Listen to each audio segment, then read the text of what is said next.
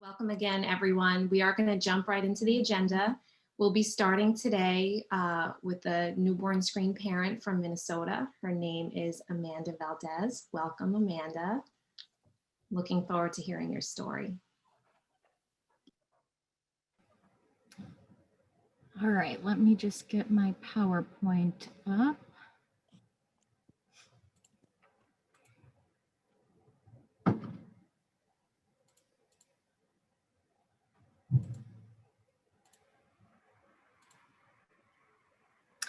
Okay, hi everybody. My name is Amanda Valdez and I'm a newborn screen mom from Minneapolis, Minnesota.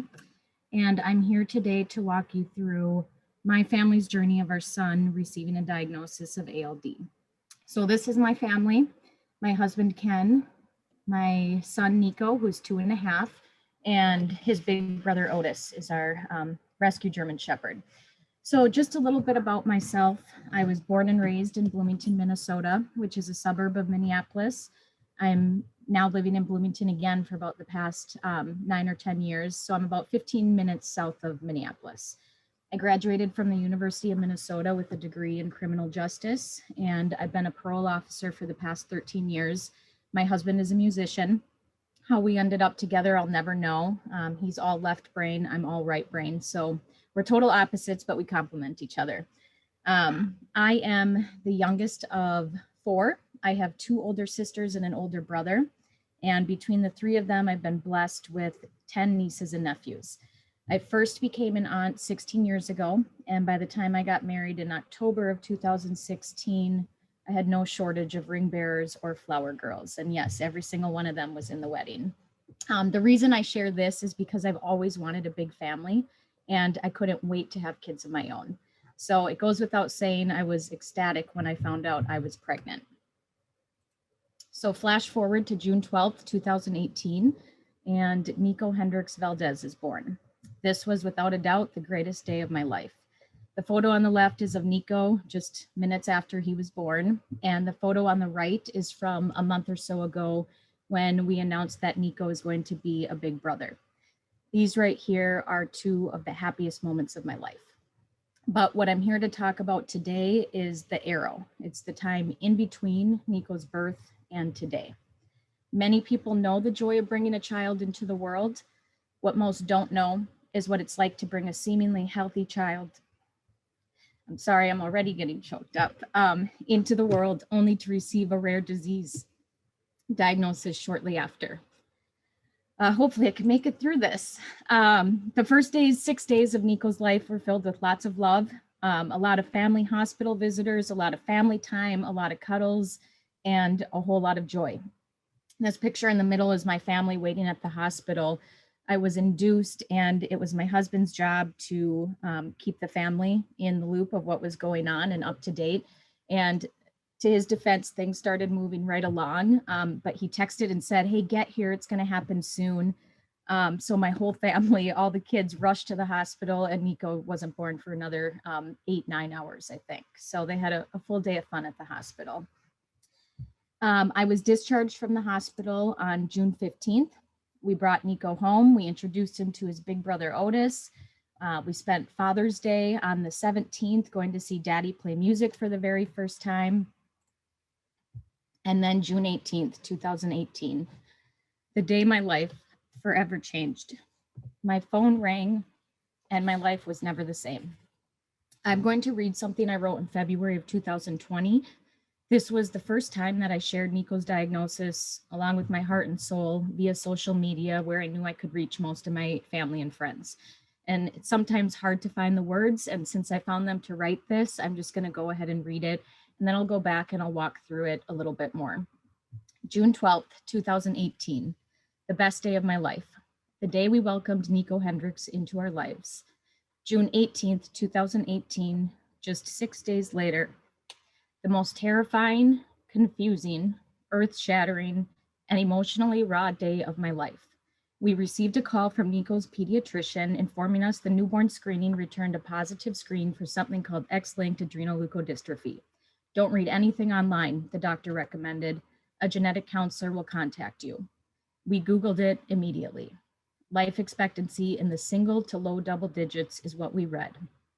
The world around me went quiet. The days and weeks that followed were horrific, nothing but a blur. We had limited information. The information we did have was confusing. I suffered from postpartum depression. I loved my baby every second of every day, and at the same time, I wanted to disappear. To this day, I regret not being better for Nico at the time. We met with a genetic counselor at the University of Minnesota Masonic Children's Hospital, who was the first to explain to us what ALD is. It was terrifying, it was confusing, it was overwhelming. Nico had another blood draw for confirmation. The days and especially nights that followed were some of the longest of my life. Nico was the 12th newborn to screen positive for ALD since it was added to newborn screening in the state of Minnesota in January of 2017. And thus far, the 11 previous screens had returned positive confirmation tests. We still hoped it wouldn't be confirmed. We prayed it was a false positive. 14 very long days and nights later, Nico was diagnosed with ALD. So I'm going to back up a little to the phone call. If there was one part of this whole journey that just doesn't sit well for me, a huge break in the system, for lack of a better way to put it, for me, it was the initial notification. And as I'm presenting, I go back to that day like it was yesterday, which is why I couldn't quite get through that without crying. I don't want to fault the pediatrician, but this phone call will forever haunt me. The news is always going to be devastating to receive. There's no two ways about it. But I believe wholeheartedly this point of contact right here can make or break how a family deals with the diagnosis and moves forward. My experience was receiving a phone call from a pediatrician who I just happened to see because Nico wasn't back at his birth weight and we were in at the doctor every 2 days and we just saw whoever was available, which was not the pediatrician that we had chosen for him. It was someone who was great at talking, but not great at listening. And this phone call was a delivery of very limited information. The pediatrician had little to no knowledge of ALD, and the conversation was void of any thought as to the emotional impact this news was going to have on me or my family. That's my perception, and that's my reality. I remember him going on and on. I can still hear him spelling adrenoleukodystrophy, which felt like it took an hour, but his voice almost went silent. And all I could think was, what does this mean? Am I going to lose my little boy? I remember I sat rocking Nico with my parents and my in-laws over, just sobbing, saying over and over again, he needs to be okay. I believe the information received, the amount of information, and the delivery of that information will make a difference in the lives of families with this diagnosis. If I had it my way, this phone call would be placed by a genetic counselor. They are trained professionals in the disease and also in understanding the emotional impact. So the next step was a phone call with the genetic counselor and intro to the team at the University of Minnesota. Where we are unbelievably blessed is that we have ALD experts in our backyard. The genetic counselor got in touch with me, and as I was writing this, it's a huge blur. I can't recall if it was that same day or the following day. It wasn't soon enough, but it was very quick. She answered questions, she was informed, and she was a calming presence. She set up an appointment later that same week for us to meet with her. We went in later that week and we had as good of an experience as possible. Something I will never forget about that meeting was when I learned what X-linked disease meant. Remember, I'm a probation officer, so science is not my wheelhouse. I had no clue what that meant. When I found out I likely passed this to Nico, it made me sick.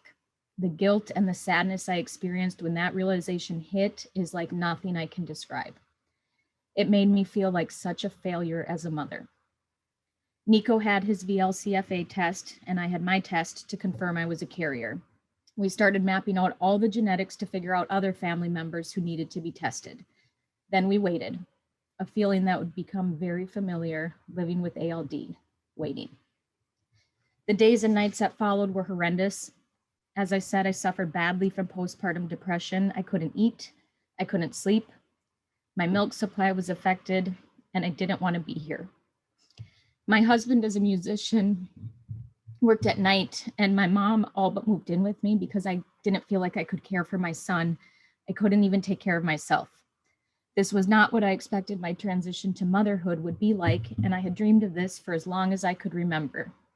In the meantime, my parents, my grandmother, my 6 nephews, and my brother had to undergo genetic testing. The University of Minnesota made this unbelievably easy for those who were local. My brother, who lives in Virginia, had a difficult time getting the test. He was sent in circles, and it took him some time to do that. We learned my mom is a carrier, her father, and his mother.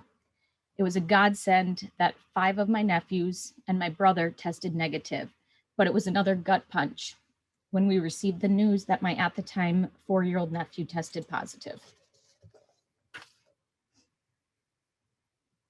This was devastating all over again.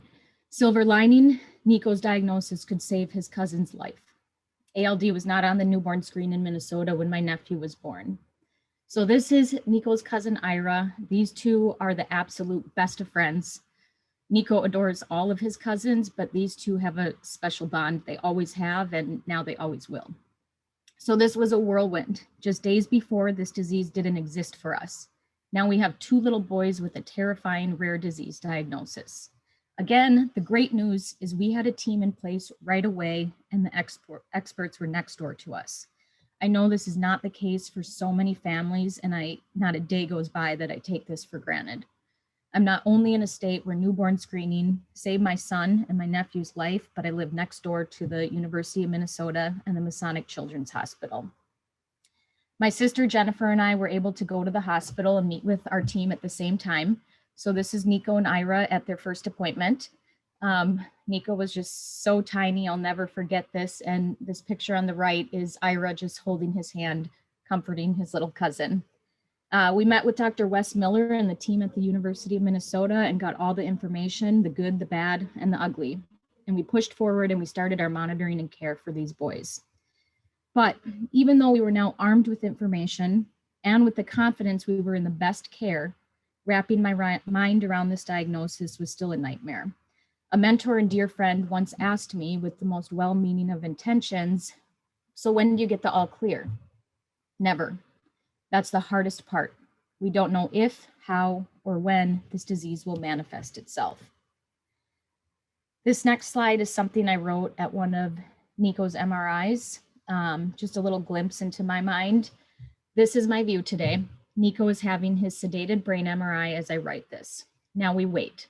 We wait for the doctors to bring my baby back to me. We wait for the results of the MRI. We hope and pray we can breathe a big sigh of relief after today. And then we wait until the next one, and the one after that, and the many more that will follow after that. This is our new normal. I have so very many things to be grateful for, and at the same time, this tests every part of me. The first year or so after Nico was born, I didn't want to think about ALD, although it's the only thing I thought about. I didn't want to talk about ALD. I didn't want to read about ALD. I remember looking at the TV one day, and I think it was baseball that was on, and I saw the acronym ALDS, and it made me sick.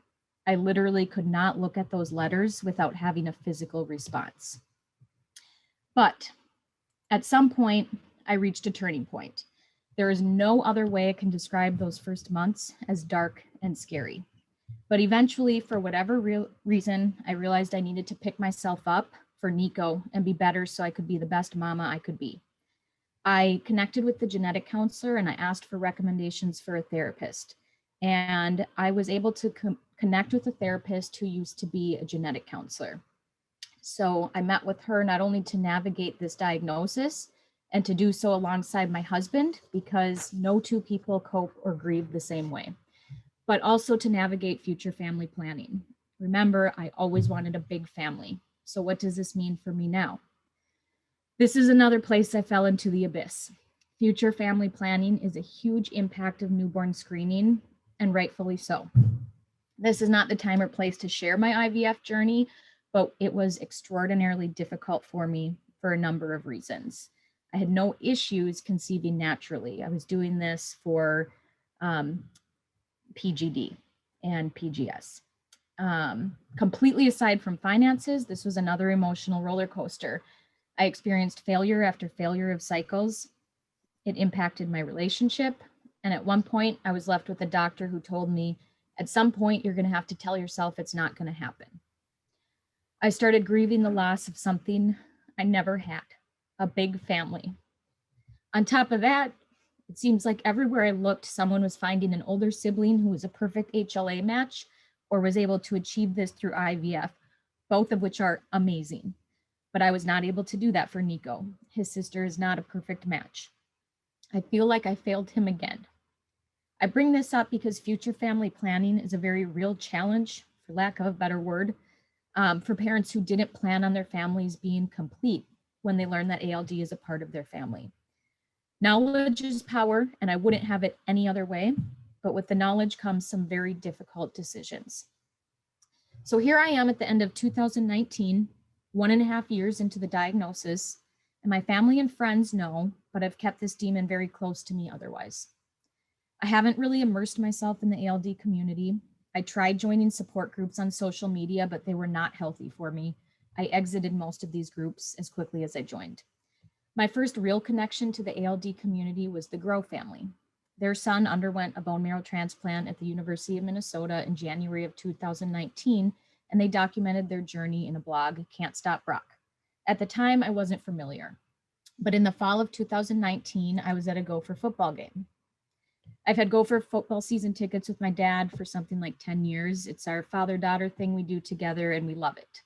The Masonic Children's Hospital partners with Gopher Athletics, and so at home games, they have a Goldies kid captain of the game, and they recognize a child who's been treated at the Masonic Children's Hospital and their family. They put them on the big screen, they give them a fun game day experience.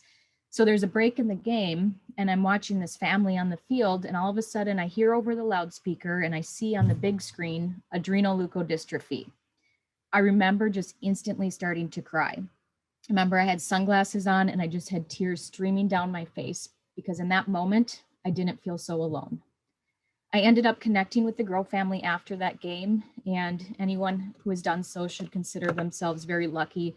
They're a huge inspiration and a wonderful support. This was my first connection to the ALD community. Then in early 2020, I received an invite to a Facebook group, Minnesota ALD Families, and I accepted. Families wrote about their stories, posted photos of our adorable boys, and connected with our neighbors who truly had a sense of what we are experiencing. We decided we wanted to support one another, maybe schedule a play date for the boys, and do something to raise money for research. Then the pandemic hit, and the best we could do was stay connected via Zoom. Shortly after we started meeting, I think we had met maybe once or twice via Zoom. I attended the Painted Turtles Family Weekend for ALD families.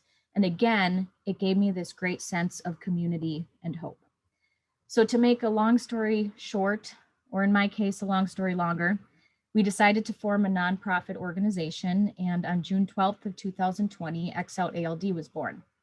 Our first event was a virtual 5K in September of 2020, and we were able, as a community, to raise $128,000 for ALD research at the University of Minnesota. I share this because this has been a huge part of my journey to heal. What's been amazing is the community of support and the connection made with other ALD families around the world. I can't take ALD away, but if I can help make someone feel a little less alone or feel a little more hope, I've succeeded, because that's what I needed after this diagnosis. So what can I leave you with today? I've lived with this demon called ALD for 2 years, 6 months, and 28 days. It's in the back or the forefront of my mind every single day. I have good days, I have great days, and every now and then I have some dark days. The dark days have become fewer. The feelings of hopelessness, fear, despair, and anger have been replaced or at least quieted by the feelings of hope, strength, resilience, and gratitude. I volunteered to share my journey today because Nico is my everything. Every mom and dad out there with the child with ALD has an everything to him or her. And I believe we are only as strong as the people around us, and we are stronger together. I am forever indebted to Elisa Seeger and all who have advocated for newborn screening for ALD to become a reality, as well as the doctors and everyone in the medical field who has dedicated their lives to ALD research, monitoring, treatment. You are the real heroes of the world. And finally, I will leave with this. Nico and his cousin Ira are both asymptomatic. Nico is just a little boy. He jumps off furniture. He pulls on the dog's tail. He wants to snack all day instead of eat meals. When I tell him he needs to listen to mama, he says, no, I listen to me. And when he gets a boo-boo, he still needs mama's magic kisses to feel better. I will not let this disease define him, and I have full confidence we will see a cure for ALD in this lifetime. Thank you. Thank you so much, Amanda.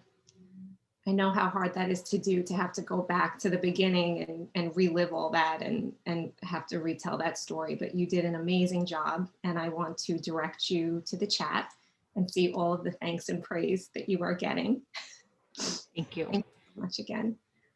I will leave a few minutes for questions in case anyone wants to ask anything to Amanda. You can feel free to raise your hand or just ask in the chat, and I'm happy to read.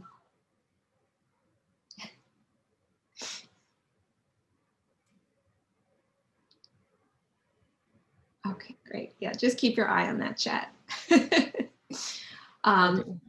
You know, listening to Amanda this morning and Sarah, we heard from another newborn screening parent, Sarah, yesterday.